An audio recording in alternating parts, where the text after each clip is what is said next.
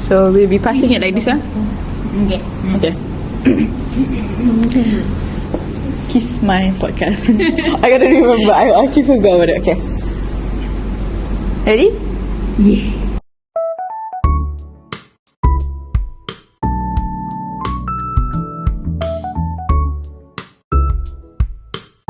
Okay. Hello everybody. So, welcome to our channel, QissMy podcast. I'm Kiss, this is My. So, today we're gonna talk about a problem that I have, actually. So, as you know, right now we're students, actually, and we're actually in our last year. And during our last year, we are actually doing our FYP. So, I know, right? I'm so sorry, but I have to, because it's important. I need to ask you how to help me, to be honest. Okay, so The other people. True, yeah. Definitely, because most of the listeners, I think, that would be listening to this podcast are students too. So don't worry, we are helping each other in this way. Yeah. So for our topic today, I actually want to introduce my problem of my FYP. So right now, I'm actually doing the chapter 2 of literature review, and as you guys know, in literature review, you need to read so many articles or books, and basically anything that's related to your actual work. But God, oh my God, my eyes right now, they're becoming so spinning, around because of the amount of things that I have to read. And somehow, even though I read it like 2, 3, 4 times, I still can't comprehend what's going on in the article. So honestly, for you, as someone, if I'm not mistaken, for her, she's doing FYP in corpus, which is honestly more reading based. Stuff to read. Yeah, true. She needs to read through a lot and analyze through a lot. How would you actually deal with this problem?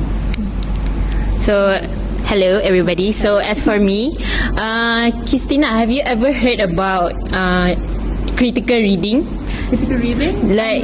I'm not sure. So it's like, okay, there's listening and hearing. Listening is like you listen carefully to what other people say, and for hearing, you just simply let it pass by. Okay. So it's the same thing with reading and critical reading. Oh, that's actually different. Yeah, so reading, you actually read it carefully, but for critical reading, even though we are saying it's critical, it's like a serious word right there, but actually we use a certain technique to increase the clarity in our comprehension. So it makes us easier to understand a certain topic or article.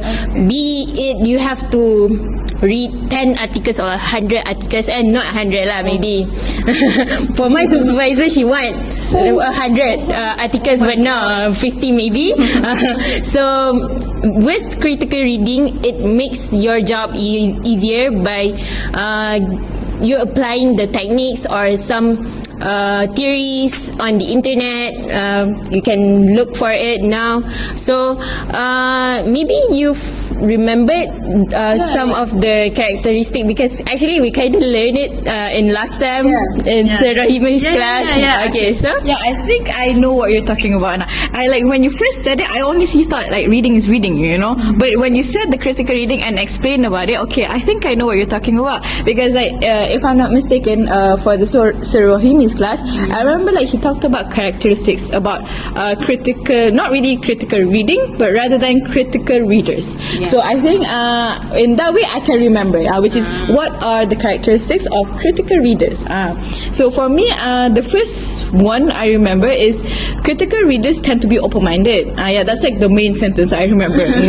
And basically in the context of that, it's because of how whenever you're reading something new, you are actually susceptible or acceptable. You can actually accept new topics that you're actually reading, because sometimes whenever you're reading, you tend to be oh my God, I think I read this already, so you don't really want to read it, But for open-minded, that's when somebody actually wants to read it in a situation where you're let me try and read and accept it first, right? Because you've read dozens of articles and reading materials. yeah. That's why you can be open-minded. Yeah. And also, like, if I'm not mistaken, another thing that I remember is like critical readers tend to be like in touch with their own personal thought.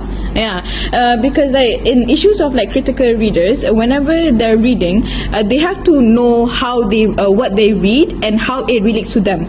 So whenever they're reading something, they would be like, oh, I think I remember about like about this topic from like a lecture or a podcast I heard before, and because of this, like whenever they're thinking about the topic that they're reading, they are able to actually like make it more relatable to them and actually know, oh, I remember thinking about this before, I remember listening to about this before. And because of that, when they read, they can actually like keep it in their thought and relate it to their past experience, you know. What else, huh? So it's like a flashback. Yeah. What else? I honestly, maybe I can add some. yes. Just two, not that much. Okay, so firstly, maybe from being a critical reader, you can develop your own ideas and thoughts, because when you already reviewed a lot of articles, you can make up your own ideas. It's not plagiarizing because you're taking bits by bits from different stuff. So you can analyze and respond to other ideas more critically. So you have more ideas, because it's as my art teacher say, even though we're talking about FYP now, actually nothing's original. Maybe you will take something from the past or from other people's ideas, and then it will lead to another thing, which is another characteristic of a critical reader is they are able to identify arguments and issues. It doesn't mean you're arguing with yourself or other people's. You're not fighting anyone here. So it's just coming up with a question or some questions to be able to self-penetrate and to be able to come up with thought-provoking questions. It's not just the who am I. It's just maybe it's more than that, and you are able to evaluate ideas even further. So I guess with this, like with like how many things like a critical reader would have, they would be a creative person too, right? I'm guessing, you know, because of how like with how you have to learn new things and be acceptable to new things, you become someone who sees things in so many point of views, right? So when you're seeing so many things, you also maybe want to produce so many things, and because of that, you, I think, would say become somebody who's creative, you know, and maybe not in context of drawing or painting, but maybe in context of point making, new ideas and all that, you know, that you could become somebody creative with critical reading. Wow. New era Shakespeare. Okay. Okay. Oh my God, already stressed out. Okay. So many characteristics. I wonder what are the strategies in critical reading. You know, talking about creative and stuff, maybe we have to move on to the strategies, which I would like to share. The first strategy is... Just checking. It's recording? Okay, it's recording. Is to predict anything that you've been given. For example, the title is let me put it simple. So maybe you can predict that the content is about problems, or maybe how they elaborate what the problem is, what are the solutions, and what actions that one person can do in order to solve the problem.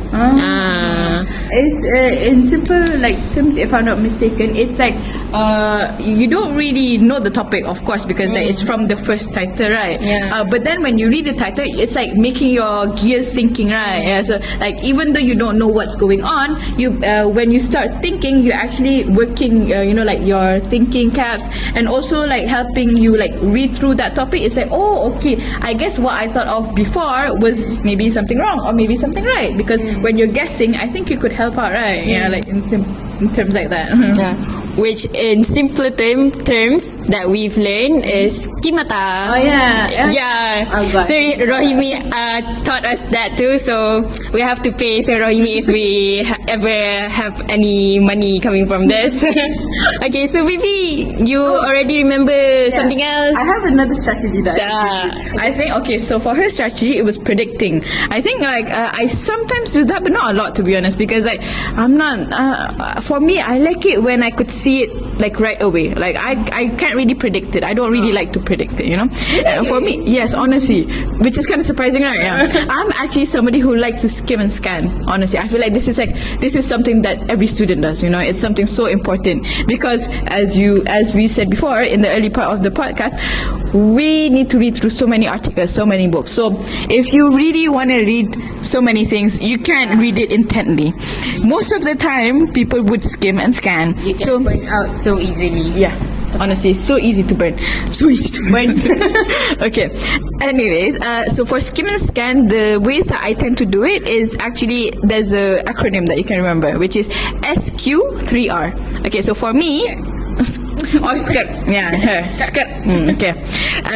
What they actually mean is S is for survey, Q is for question, and the 3 R's are read, recall, review. Yeah. So basically, survey is basically you just going through the book. Typically for me, what surveying is me reading through the table of content. I don't really read. I read the table of content because I want to know how the book is structured. You know, to understand how it works for me to like go through the book. And then after that, question, of course. So as you said, predicting, right? When I see the table of content, I could like guess. You know, I could like, oh, okay, I think I know where I want my content to be at. You know, so yeah, like that I can understand when we use the predicting, right? And also sometimes in your literature review, you maybe you have something that you want in your literature review, so you don't have to have delve into further for every article. True, definitely. Okay, so when you survey and question, you're already doing the first part of the reading. Next, you actually read. But as I said, don't read the whole thing. Search for like in the table of content on what you actually want, and then go read that part first. You know, maybe you could try and understand that part first. And then when you read the things that you want to know, eventually, I think you could read through the whole book. You know, and then you could be like, oh, so how does this actually happen? And you would go through the introduction or maybe the conclusion, so that you won't waste time. Okay, and then after that, recall and review. So I feel like this is something that tends to be together, which is you put the book aside for a while and then try and recall what you actually read. Maybe you could write it down. Maybe you could actually like speak it out, you know, speak it to somebody else, explain it to somebody else. It's actually a good way, you know, because for me, explaining is always something that's like very useful because of you have to understand it first to actually be able to explain it to someone. So yeah, recall for me, I like to explain. Yeah. And also review. So of course, as much as you want to say it or explain it, you should check back on like what you actually said, you know. Yeah, so that's an important thing. Okay, so I think that's all for the strategies.